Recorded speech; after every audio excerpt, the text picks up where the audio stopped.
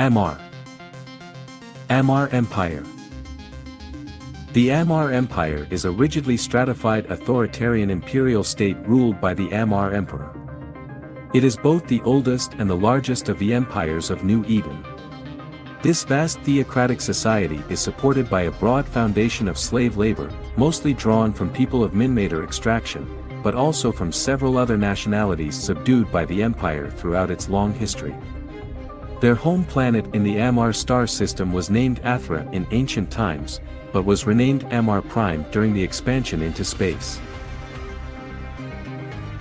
As a culture, Amarr adheres to the basic tenet that what others call slavery is in fact only one step on an indentured person's spiritual path toward fully embracing the Amarr faith. Amarr citizens tend to be fervent and industrious individuals, deeply convinced from an early age of the moral superiority of their religion and the legacy of their favor in God's eyes, a phenomenon that makes them quick to take whatever action they deem necessary in order to bring the unenlightened into the fold. In its efforts to enforce this view, the empire has for centuries engaged in a campaign known as the Reclaiming, a holy war against unbelievers. The unfortunate losers of this war have historically been enslaved by the empire. Nominally, this slavery is designed to work off the sins of the non-Amarr until the day they will be free to enter Amarr society as enlightened followers. In practice, however, the holders, the general name given to the slave-owning gentry, usually pay mere lip service to this traditional duty, then go on to brutally work their slaves to death for profit. Holders are privileged elites who control hundreds of thousands of lives each, given more or less free rein to rule commoners however they see fit. Some are capricious tyrants, while others rule with temperance and justice. Due to their sweeping powers within their respective domains and the archaic bureaucracy they are entrenched in, the political interplay between holders is not so much a finely woven web as a tangle of thread, with rivalries, political marriages, and insidious double deals forming an impenetrable knot of interests and intrigues. History. Foundation. The oldest of all civilizations in New Eden, the Amarr trace their origins back to settlers on the planet of Athra thousands of years ago. Led by a prophet known as Gynoc I, they were driven from the continent of Asimia following the collapse of the Eve Gate, eventually settling on an island known as Amarr. There they languished for centuries, as warlords waged bloody conflicts on each other and the church struggled to keep the faith alive. From these warlords rose the legendary first emperor, Amashikura. Amashikura conquered via sword and scripture, bringing the entire island under his command and founding the Amarr Empire in AD 16470. He codified laws, established the hereditary noble class of holders, and founded the religious body that would rule the empire, the Council of Apostles. The Reclaiming. For nearly 4,000 years the Amarr stagnated, unable and unwilling to venture beyond the confines of their island. This changed abruptly in AD 20022, when foreign ships belonging to the mercantile Eudorian people landed. Though initially eager to trade, the Eudorians brought with them ideals that threatened the Amarr way of life. The emperor ordered them enslaved and declared the beginning of the Reclaiming, a holy war intended to make the entire world part of the empire. During the early stages of the war, the Amarr discovered a nomadic people who had long fought against the Eudorians. Finding eager and willing converts, the Amarr graced them with the name Khanid, meaning little lord or lordling, and employed them as shock troops and heavy infantry against the much larger but disunited Eudorian states. One by one, the Eudorian nations fell and were enslaved by the Amarr until AD 20371, when the last holdout fell. The empire now covered Amarr Island and the continents of Asimia, Vs-Uter, and Kas-Uter. Eventually they managed to travel across the treacherous sea to discover the continent of Cathys, whose natives were powerless to stop the empire's inexorable march. In AD 2054 the last independent nation on Athra fell to the empire. The victorious emperor renamed the planet Amarr in celebration of the conquest.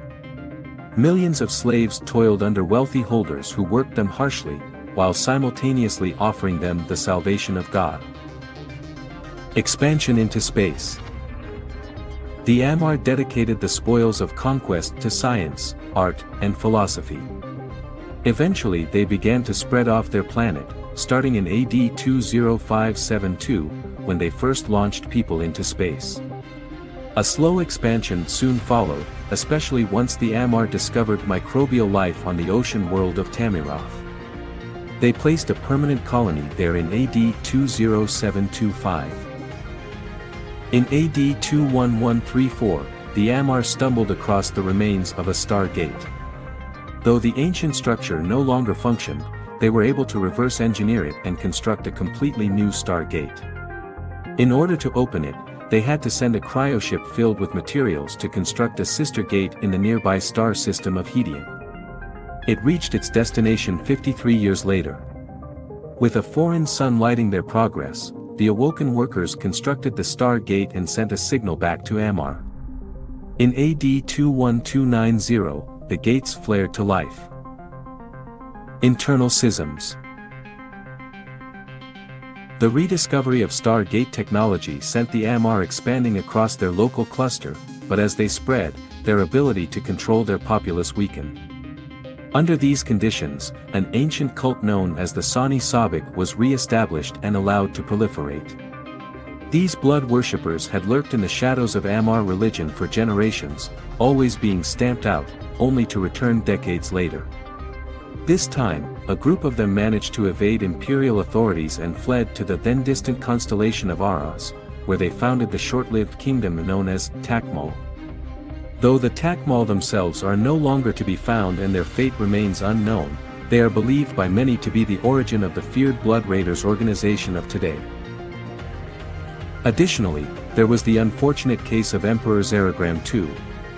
While initially just and pious, Zeragram slowly began to view himself as the living embodiment of God.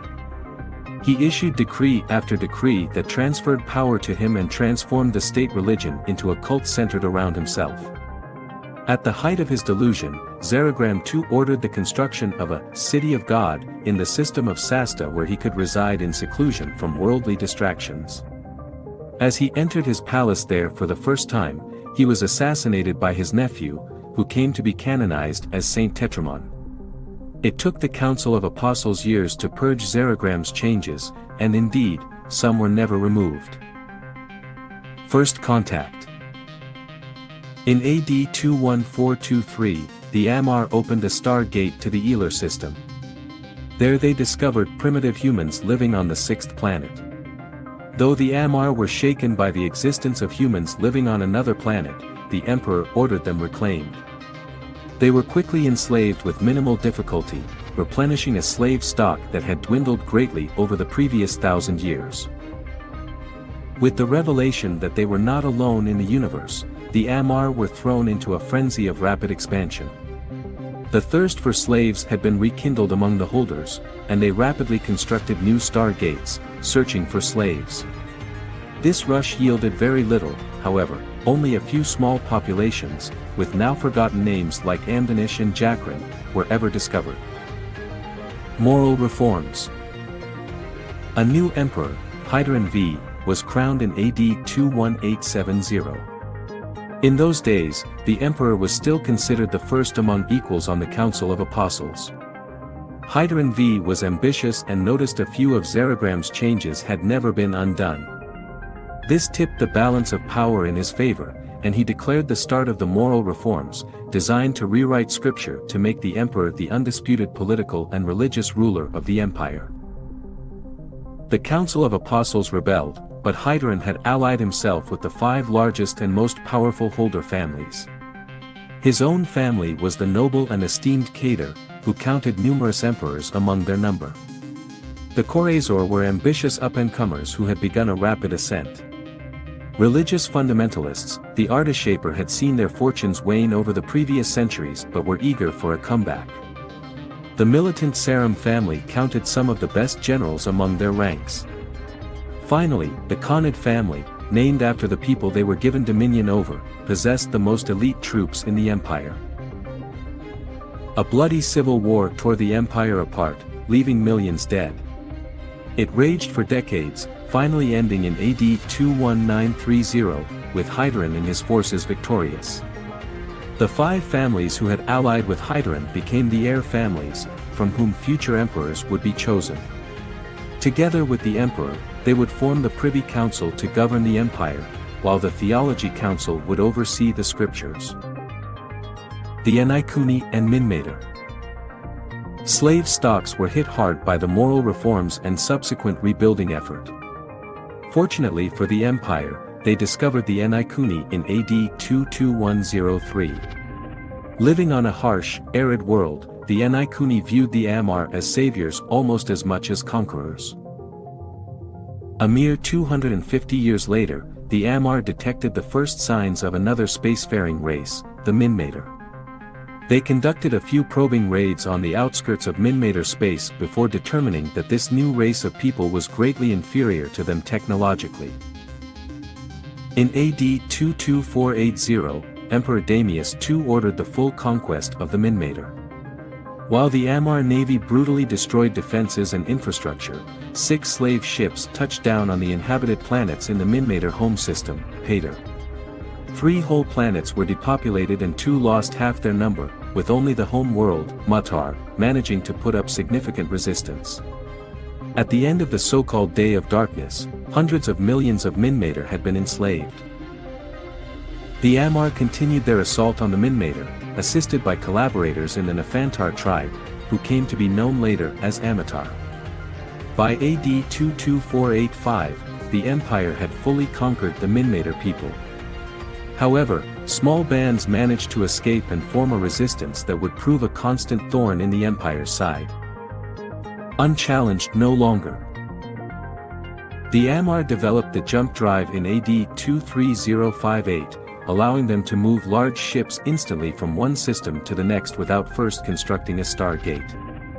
The surge of expansion that followed quickly brought them into contact with additional spacefaring nations.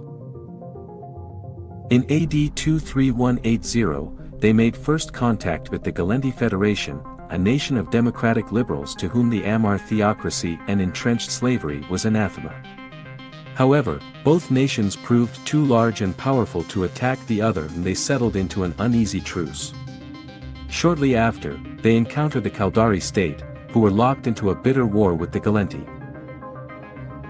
Finally, they encountered the Jove in AD 23191. Initial contact was limited, and the Amarr took this as a sign of weakness from the Jove. The Amarr, hungry for fresh slaves, believed the Jove were a soft target and announced their plans to invade. Amarr-Jove War. The Amarr sent a single squadron, numbering roughly 200 ships, to invade the Jove system of Vakadioth. Confident the battle would be a one-sided affair, the Amarr imagined quickly overrunning the panicked Jove and pressing them into bondage. Instead, it was the Jove who turned the battle into a massacre. Their small, nimble frigates pinned down the lumbering Amarr battleships while the massive doomsday weapons of the Jovian mothership cut swaths through Imperial forces. Battle doctrine compelled the Amarr to stay on the field until they were slaughtered to a man. Minmater Rebellion. Bloodied but not beaten, the Amarr prepared a second strike on the Jove. At that moment, slaves across the empire rose up in rebellion. Backed by Minmater freedom fighters, Galenti sympathizers, and a small group of Jove agents, the Minmater rebels were able to make swift gains before the Amarr could counterattack. The massed, synchronized rebellion was something the Amarr had never envisioned. Millions of Amarr, holder and commoner alike, were slaughtered in the first few days. In the course of a few months, the Amarr were forced out of Minmater space. Under the orders of Emperor Hydarin VII, the Amarr abandoned large tracts of territory to the rebels, who founded the Minmater Republic. Reign of Dorium II. In YC 105, after a 300-year rule, Hydarin VII succumbed to Tourette's disease. The succession trials were held, with the heirs being represented for the first time by the newly emerged Capsular class. Dorium Corazor, championed by the pilot Eclipticum, emerged victorious. Dorium II caused waves within the empire by interceding in arguments between the new heirs and taking a stance of appeasement toward the Minmater Republic. However, in YC-107, the Blood Raiders, an offshoot of the Sani Sabak, began a reign of terror against the empire under the direction of the deranged Amarr Sarakusa. Dorium declared war on the Blood Raiders and, within a few short months, the empire ousted them from the bleak lands. The victory was short-lived, however, as Dorium was assassinated by unknown assailants on July 4 of that year. Karsath Interregnum. The loss of two emperors within such a short period was nearly unprecedented in the empire. The Sarum family had not yet even named a successor to the fiery Jamal Sarum. The other heirs, young and ambitious, were reluctant to begin the succession trials and put their own lives at risk. Instead, Court Chamberlain Dochuta Karsath assumed power.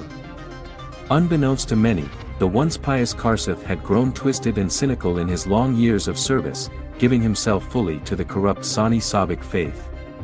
As holders battled each other in capricious wars, Minmater freedom fighters harassed the empire's lawless borders, and heirs such as Arichio Korazor engaged in tyranny, Karsath watched with glee.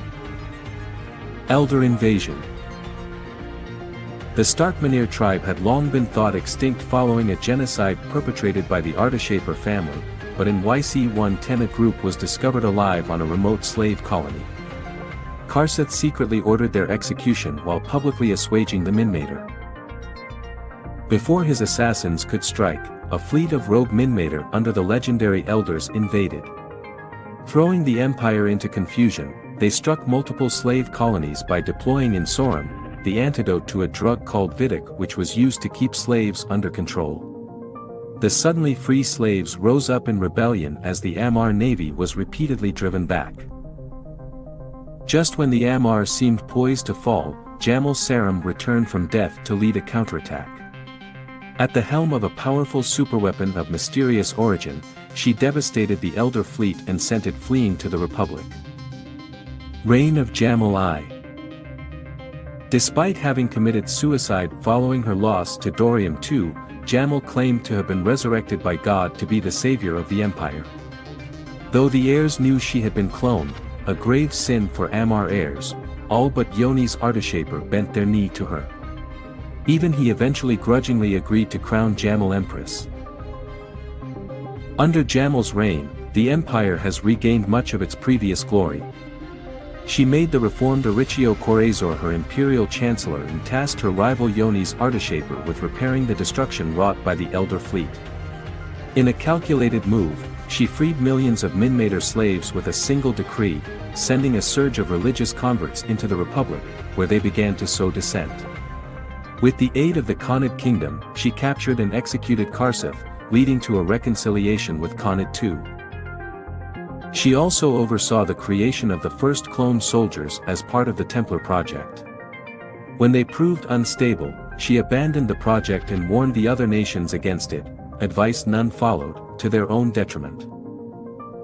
Today the Empire is perhaps the strongest nation in New Eden, with the largest population, most stable economy, and the greatest amount of territory.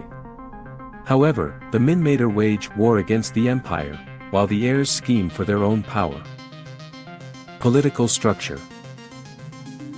The Amarr Empire is a feudal theocratic monarchy which can best be described as a single state made up of 5 vassal kingdoms governed by princes, known as the Amarr heirs, who submit to the central authority of the Amarr Emperor. Beneath the heirs sit the feudal lords known as the holders, who rule as the dukes and barons of various planets, moons, space stations, colonies, continents, and other holdings. The Emperor. The Amarr Emperor has numerous roles within the Amarr government. He is both sovereign of the Amarr state and leader of the Amarr religion. Primary among his duties is that of enforcer of the scriptures, the holy laws of the empire. He also holds tremendous sway over the creation and issuance of new laws. Such decrees can be widespread and sweeping or extremely limited in scope. As the emperor speaks with the voice of God, he may countermand the scriptures when necessary, as well as emphasize those that reinforce his position. The emperor is technically the highest court in the empire as well, able to overturn any ruling set forth by the lower courts of heirs. In the past, he held open court, but this practice became untenable as the empire grew. These days, the emperor only levies judgments in extreme cases, such as when the empire itself is harmed. In theory, the emperor's rule is absolute. In practice, he typically only has influence when personally present. Instead, he relies on a number of officials, vassals, and governmental bodies to carry out his orders. While the emperor can make decisions that run counter to the wishes of his underlings, he does so at risk. An emperor must carefully balance the wishes of a number of rival factions so that none undermine his rule.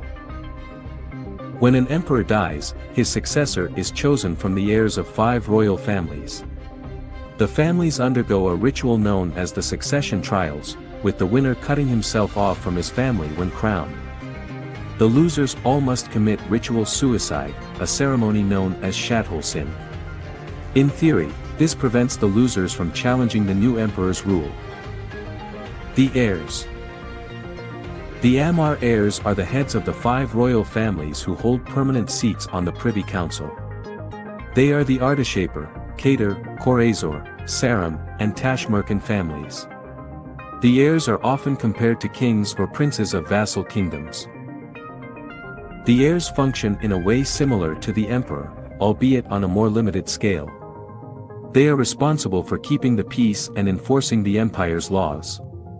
They may also create their own laws which may be limited or broad, for the greater good or utterly capricious. They also collect taxes, regulate trade, and act as judge and jury for their vassals. In some ways, they are less fettered than the emperor, as their domains are so subdivided that organized opposition can rarely mobilize. However, widespread abuses by the heirs have historically met with severe repercussions. Privy Council. The Privy Council is technically the governing body of the empire, but in reality it is a political battleground for its members. It is composed of the emperor, the 5 heirs, the imperial chancellor and court chamberlain, the high deacon of the theology council, the Khanid family representative, the heads of the 5 imperial ministries, and the grand admiral of the imperial navy.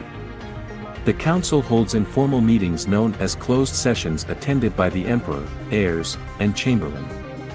Full sessions with everyone in attendance are rarer. The council is almost always split into various factions vying for their own way. The emperor must carefully juggle their interests, trying to keep from angering any one faction too much. It has often been joked that if the council does not end with every side feeling it has lost, the emperor has done a poor job. Holders. The holder class makes up the diverse, Byzantine hierarchy that sits below the heirs. Much as the heirs are lesser emperors, the holders are lesser heirs. They possess many of the same powers, albeit restricted to their own spheres of influence. However, the majority of holders are far more hands-on in their rule than the heirs and are personally responsible for more mundane tasks. There are 3 basic tiers of holder, though these are rough approximations and may vary from region to region or even system to system. At the top are holders who oversee entire constellations or groups of systems. Somewhat below them are the holders who control individual systems. Last are planetary holders, who despite their name may only own a single continent, city, or even space station. Of course, not all domains are made equal. The holder of a rich, populous city may be better off than one who holds 3 desolate planets in the dead end of Aridia. Imperial courts. The empire possesses 2 separate, empire-wide courts. They are typically referred to as imperial courts and consist of the Theology Council and the Civic Court. The Theology Council is by far the more powerful and prestigious of the 2, as it deals with religious crimes, which hold a much wider scope in the empire than is often realized. The Civic Court deals solely with secular matters, limiting both its influence and power. In truth, the Civic Court tends to deal with commoners, misdemeanor crimes, and violations of local ordinances. The Theology Council deals with any crime that is proscribed by the Scriptures. This covers a wide range of potential crimes, everything from murder and heresy to theft and adultery. The Theology Council also acts as an appeals court for both the civic court and the courts of holders and the heirs. Imperial offices. The two imperial offices are often referred to as the left and right hands of the emperor. The two offices are often conflated and tend to step on each other's toes in pursuit of power. When one is ascendant, the other is often weakened as a result. Currently, the post of imperial chancellor is the more powerful of the two. Held by Heir Auriccio Corazor, the office of the imperial chancellor administrates the vast bureaucracy of the empire by being the overseer of a majority of the imperial ministries. He additionally acts as the penultimate law enforcer in the empire, answering only to the emperor himself. The court chamberlain is the emperor's primary advisor and confidant. He speaks with the full authority of the emperor and, when the emperor is absent, is considered to be of equal importance. The court chamberlain thus functions, in many cases, as a surrogate for the emperor, essentially allowing the emperor to exert his authority in two places at one time. Imperial ministries. Finally, the imperial bureaucracy is overseen by several ministries. These ministries are all highly political and can engage in skullduggery easily equal to that of the most cunning heir. Each wields enormous power and influence, particularly over the commoners of the empire. The Amarr civil service is the largest employer in the empire and deals with the more mundane acts of governance. It is responsible for issuing permits, managing the imperial archives, maintaining public utilities, and overseeing the infrastructure of government. The Amarr Trade Registry oversees the finances of the empire. It monitors all commercial transactions within the empire, at least those made legally, and collects taxes for the emperor. With its hands in the economy of the empire, it is perhaps the most important of all ministries. The Ministry of Assessment has fallen on hard times recently, as exploration by the empire has slowed significantly. It continues to hold dominion over the empire's natural resources and parcels out contracts to various holders to exploit those resources. The Ministry of Internal Order is the primary intelligence and police force within the empire. It works alongside the Theology Council to root out heretics and keep the peace. It also spies on foreign nations, though it is regarded as less adept at this than the intelligence offices of the other empires. Finally, the Ministry of War oversees all branches of the empire's armed forces, including the cluster's largest navy, the Imperial Navy. While traditionally staffed by civilians, under the rule of Jamal I the ministry has become far more militarized and now acts as a central command for the empire's military. Religion and culture. Perhaps the most notable cultural characteristic of the Amarr, and certainly the one most often cited by their detractors, is their apparent unwillingness to be influenced by other cultures. As with most generalizations, this one is not entirely correct, yet not entirely wrong either. The empire's cultural output is tremendous, but as is the case with its population and several other aspects of its national makeup, the emphasis is more on quantity and uniformity than on thematic originality or stylistic invention. Religion. Amarr religion is exacting and dogmatic, placing a great deal of emphasis on the service of the individual to the greater good, almost without exception expressed as God or the empire. Its tenets are laid down in a set of books known collectively as the Scriptures.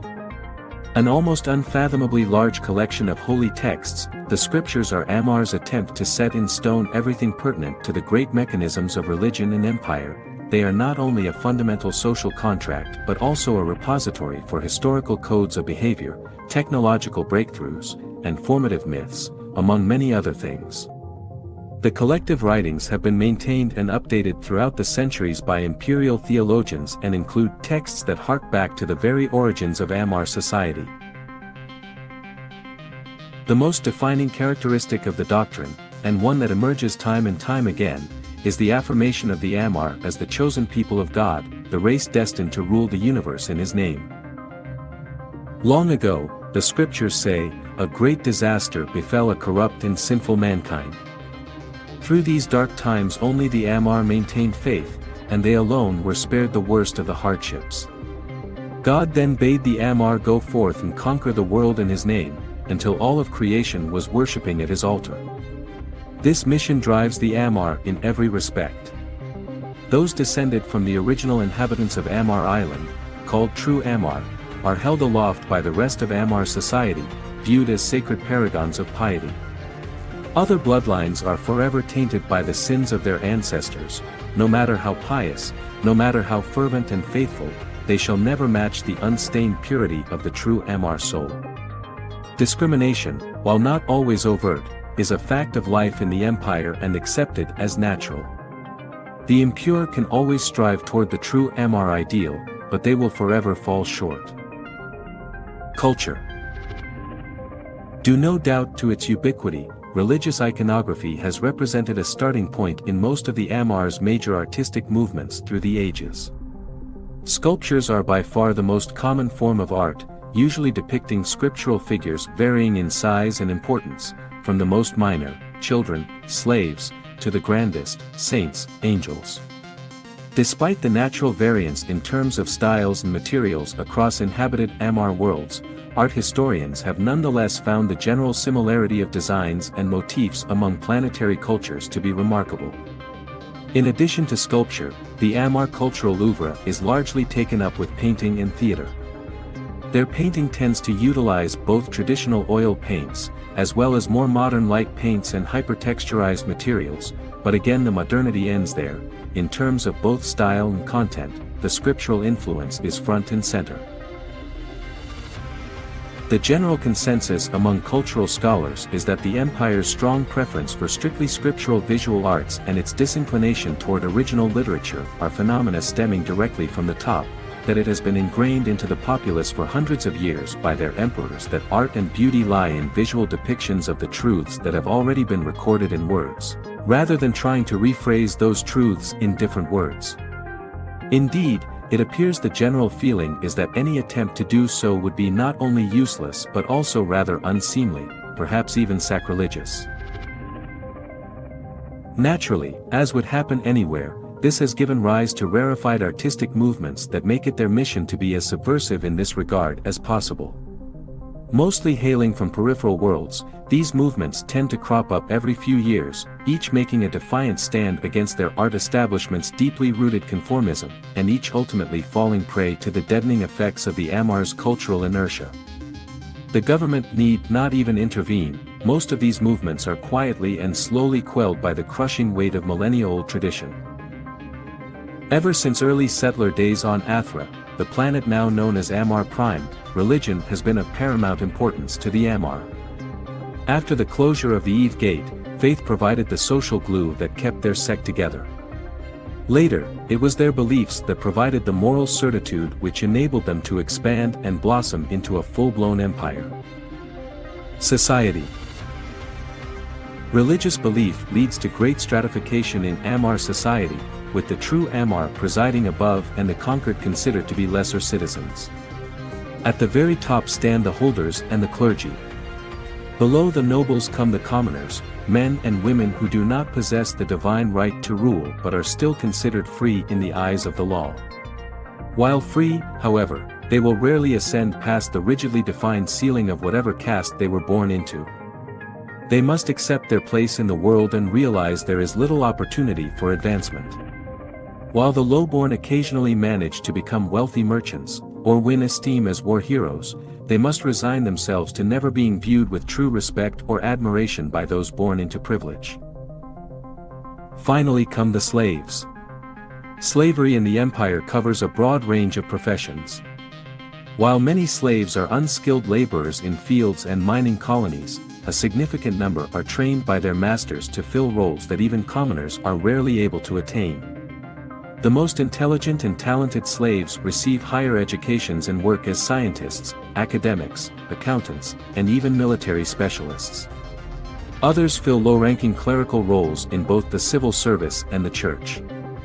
Regardless of occupation, however, one thing unites every slave: they are never allowed to forget that they are slaves, beholden to their master's whims, liable to be bought and sold at any time.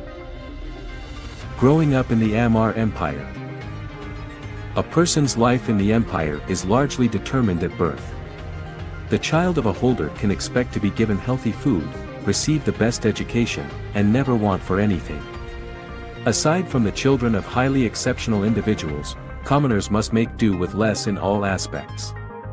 Their food will be acceptable, their teachers decent but unspectacular, and they will know the need to ration and budget. Slave children can look forward to hard lives laboring for their masters, though the best and brightest might be selected to receive advanced education, or be taken from their parents to be indoctrinated as one of the slave soldiers known as chimeras. Regardless, everyone born in the empire has one thing in common: a constant reinforcement of religion, the natural order of true Amarr and holders at the top with all others beneath them, and an unrelenting loyalty to the heirs and the empress. The church will be a constant presence in their lives, from the day they are born, with their names recorded in the book of records by a trained priest, to the day they die, when another priest closes their entries in that same book. Daily worship and devotion is expected of everyone. The rare few who do not comply are shunned as heretics and sinners. Even in this, the children of holders have an easier time of it. Their ancestors proved the piety of their blood. They need not spend as much time on their knees in prayer, rather, they are tasked much more with learning how to rule. Private tutors educate them in the ways of economics, rhetoric, diplomacy, and war. The favored heir of a holder is given the best. Less favored siblings may be expected to become priests, enlist in the navy, or take up a noble profession such as barrister, doctor, or slaver. Both young men and women may find themselves married off to other families to secure political alliances or produce claimants for titles or even to seal business deals. Children of commoners usually follow in the footsteps of their parents. The eldest typically have the least freedom in this respect, as they are groomed to take over businesses or learn the family trade. Siblings may be recruited into the trade for larger businesses, but for those families with simple trades, they are free to explore their own path in the world. Commoners often take up the trades the nobles find distasteful, particularly anything that involves manual labor. Finally, slaves rarely get any education beyond a religious one. Only those who display great acumen at a young age and are singled out by their holders can hope to learn anything beyond the most basic knowledge necessary to do their jobs. Life as a slave child is hard and monotonous, yet it is rarely dangerous, as a child is a valuable commodity to a holder. In this respect, the children of slaves may find themselves taken from their parents at a young age, sold to another holder who has more use for future laborers than he does for money. Bloodlines. True Amarr. Pious but intractable, charismatic but haughty, the true Amarr are the dominant bloodline in the empire and are both hated and respected for it. Foreigners often consider the true Amarr to be little more than slaving zealots who use slaves for their own personal gain. While this is accurate in some cases, the true Amarr are deeply faithful and want nothing more than their fellow man to be safe and happy, under the glory of God and the Amarr Empire, of course. Many true Amarr view their own bloodline as spiritually superior to all others. This is backed up in the scriptures, which name the true Amarr as the chosen people of God, tasked with reclaiming the universe and bringing all people under one religion. This belief pervades nearly all aspects of a true Amarr's life, often leading to problems with other bloodlines, particularly when dealing with non-Amarr. Khanid. The only bloodline to have been mostly spared the indignity of slavery, the Khanid have faithfully served beside the true Amarr since the early years of the reclaiming. Originally a nomadic people on the Amarr home world, they joined the early empire as shock troops and heavy infantry in the war with the Eudorians, winning themselves great acclaim and respect. The Amarr gave them their name, which means little lordling, in an old dialect, a term the Khanid have embraced completely. They are well known for their zealotry, so much that many other Amarr find them overbearing. However, the Khanid are deeply loyal and fierce in their defense of the faith. They have earned the respect of the true Amarr 1,000 times over and hold essentially equal status within the empire. Many Khanate have risen to the ranks of holder, something virtually no other non-true Amarr bloodline can claim, and are seen at every echelon of Amarr society, just as successful if not more so than their true Amarr counterparts. Enaikuni. One of the few slave races in the empire to have attained a widespread measure of freedom, the Enaikuni were originally native to the arid world of Mishifor. When the Amarr conquered them, the Enaikuni willingly took to slavery, finding it not much worse than life on their uncomfortable home world. As a result, the Enaikuni are known for having escaped slavery faster than any of the other bloodlines, as the majority of Khanate were never enslaved. The Enaikuni occupy a middle ground in Amarr society. They only claim a few small families as holders, but they have a very large number of wealthy merchants and businessmen among them, giving them more influence than their size would suggest. Enaikuni businesses flourish in many areas of the empire, and several industries run on the backbone of Enaikuni ingenuity and acumen. However, many Enaikuni remain poor and live around the poverty line.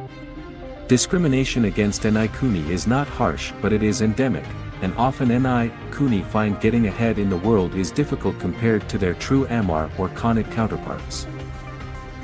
Other bloodlines. Billions of Minmater live within the empire, either as slaves or the descendants of slaves. Those free Minmater are often the subject of intense discrimination and distrust from the Amarr, particularly in the wake of the Elder invasion. Most free Minmater occupy the lowest rung of society, struggling to survive, though some enterprising or pious individuals have made respectable lives for themselves. However, as the centuries pass and old biases begin to fade, many expect the Minmater to slowly gain more and more power within the empire. Elar. The Elar, though having been enslaved longer than any others, remain in bondage. The empire has had them in shackles for so long that the Amarr almost view them as incapable of surviving if free. Much transformed from the soft natives the Amarr discovered thousands of years ago, the modern Elar are tough and fit. Very few of them are free. Those that are tend to live lonely, uninspiring lives due to prejudices and lack of opportunity. Eudorians. The Eudorian culture is from the same planet, Amarr Prime, as the Khanate and true Amarr. The Eudorians arrived on Amarr Island in 2022 AD, spurring the static Amarr society into rapid changes. Later, they were assimilated in the Athran reclaiming. They have long since been fully integrated into the empire, to the point where there is now a Eudorian royal house. The social and physical difference between the true Amarr and Eudorians disappeared ages ago, although some traditionalists try to maintain some social and religious distinction between them. Notable characters.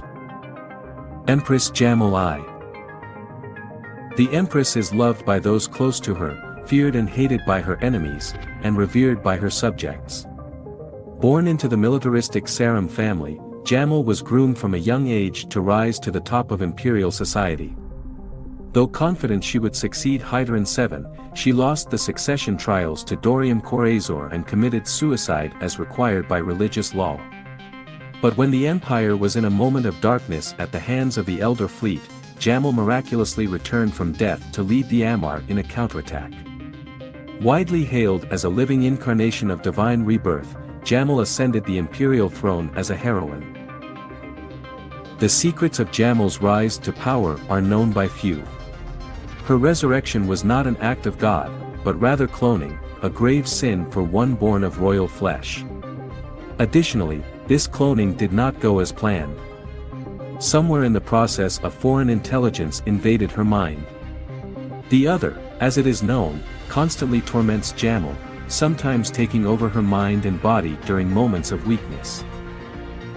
How much of Jamul's public persona has been usurped by the other may never be known by anyone but the Empress herself. And whether the other will lead the empire to ruin or greatness remains to be seen. Auricio Korazor. The only son of the prior emperor, Dorium II, Auricio Korazor was known in his earlier years as a capricious and sadistic tyrant. His father, blind to his flaws, named him his successor in the Korazor family, which nearly led the family to ruin. During his short reign, Borricchio notably defiled a sacred cathedral, brazenly purchased slaves from the Guristas, subjected his subordinates to arbitrary and unjust punishments, and watched in glee as his vassals waged open war on one another.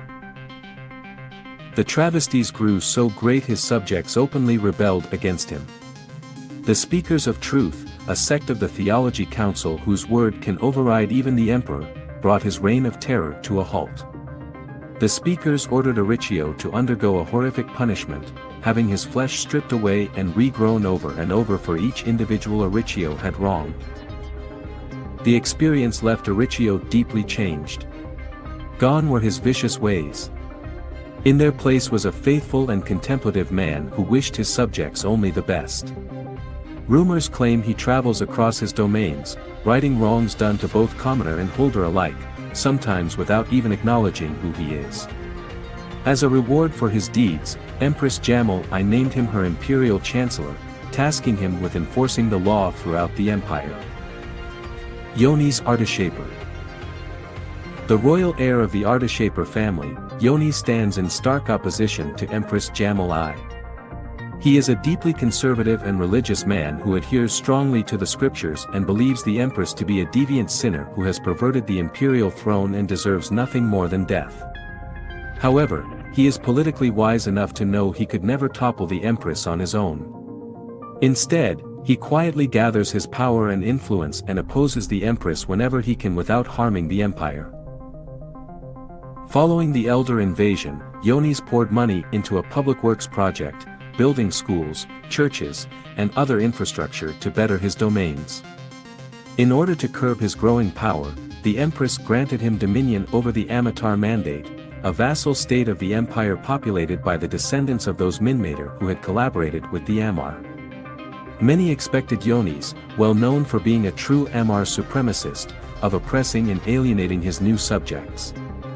Instead, he continued his public works program and rebuilt the decimated mandate into a bastion of culture and faith. More recently, Yonis has embarked on a series of speaking tours across the empire, preaching strict adherence to the scriptures for all bloodlines, be they Amarr or otherwise. His passionate yet non-violent rhetoric has won him many admirers in the empire. Behind closed doors, however, he still schemes, waiting for the day when he can dethrone the empress. Kadai's Tashmerkan. The richest woman in the cluster, Kadais is the heir of the wealthy and influential Tashmerkan family. Though possessing Eudorian ancestry has put her at odds with many of the more conservative elements in the empire, she has risen above this to gain the favor of the empress herself. Kadais rules over the most economically powerful region of the empire and has brokered trade agreements with both the Khanid kingdom and the Kaldari state. Possessing a keen business acumen, Kadais broke away from her family at a young age and founded her own business from scratch as a lone miner, eventually parlaying that into an immense personal wealth. Since then, she has proven time and time again that she knows more about the imperial economy than anyone in New Eden, drawing the respect and admiration of many of the more progressive holders and merchants in the empire. Kadais was instrumental in bringing the Khanid kingdom back into the imperial fold, for which the empress owes her greatly. As yet, however, Kadais has not shown much ambition beyond amassing her own wealth and influence. Uriam Kader. Once considered one of the noblest minds in the empire, Uriam Kader has more recently fallen out of favor in imperial politics. As the heir to the Grand Kader family, which has counted more emperors in its number than any other house, Uriam was expected to continue the tradition of excellence. In the early days, it seemed as if he would. The charismatic and handsome heir was known as a poet and philosopher who embodied his ancestor Hydaran VII's ideals of peace and progress. However, he later made a series of missteps which brought him great misfortune. Most recently, he launched an unprovoked and unauthorized invasion of the Galendi Federation region of Solitude, utilizing his personal family fleet. The invasion was crushed once the Federation Navy jumped an Erebus-class Titan onto the field.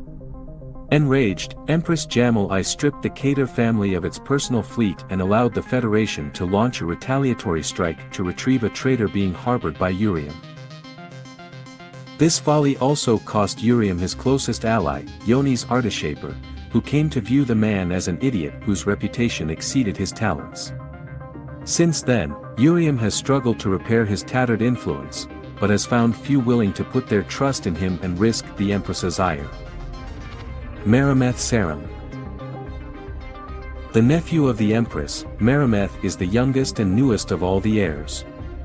Forced to sit in waiting for several years while Jamil planned her return, Merimeth has had few opportunities to prove himself.